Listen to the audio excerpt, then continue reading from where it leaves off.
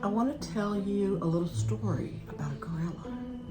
But first, I want you to imagine that you live alone for 24 years in a concrete room, dingy looking, nobody else there with you, a window for people to look in at you, and that's it.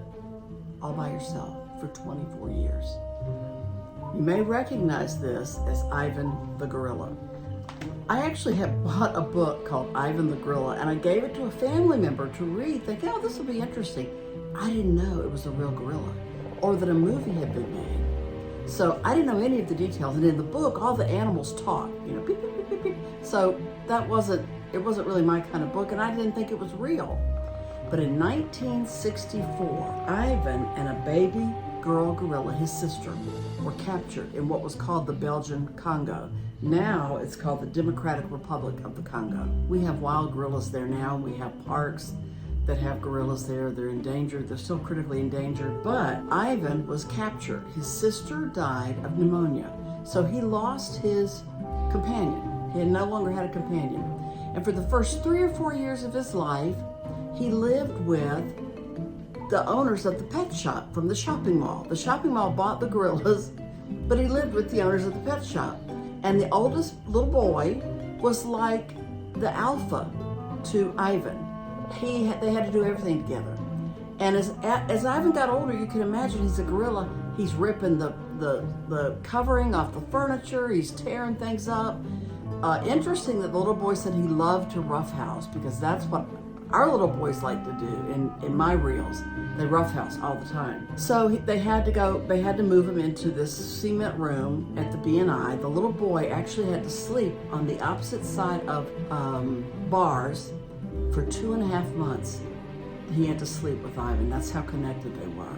That breaks my heart. Eventually, of course, he went to live at home, and Ivan was left alone in this huge, ugly cement room. They did try, the owners of the B&I shopping mall tried to get a zoo to take him or tried to get a female to come to them.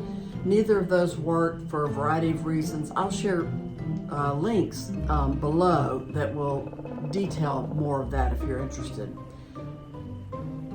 Eventually, finally, Zoo Atlanta was able to take him. And for the first time in 27 years, he stepped on grass.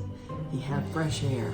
He saw the sky. There's even an iconic photo of him reaching out to touch a magnolia blossom, which I've seen the photo, and then I think they did a statue of that, the same thing, of him reaching out to touch this, very gently touch this blossom.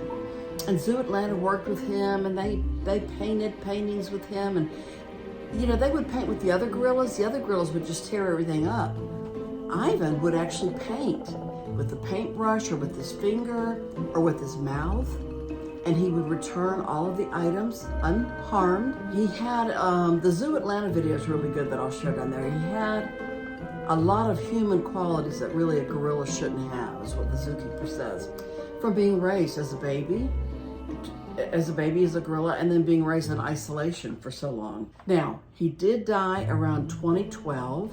The average age for male gorillas to die is 33 and a half, and Ivan lived to be 50.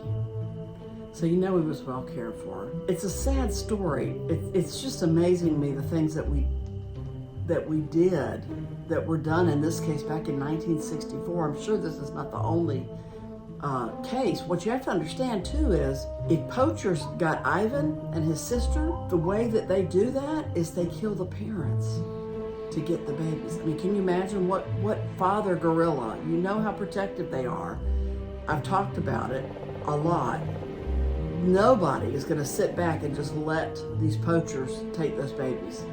So a mother and father were killed in the wild to get them. So it's a sad story. It did have a happy ending in that he got to live like a normal gorilla in a zoo. Okay, he would not have survived back in the wild, so that would not have been a wise decision, I don't think. But he did get a happy ending, and it's a good thing that we don't do things the way we used to. Sure, there's a law. I don't know, actually, technically, but I would think that there are laws against buying a baby gorilla in the U.S. I don't know about elsewhere. And zoos would not buy a baby gorilla. In the past, they did that.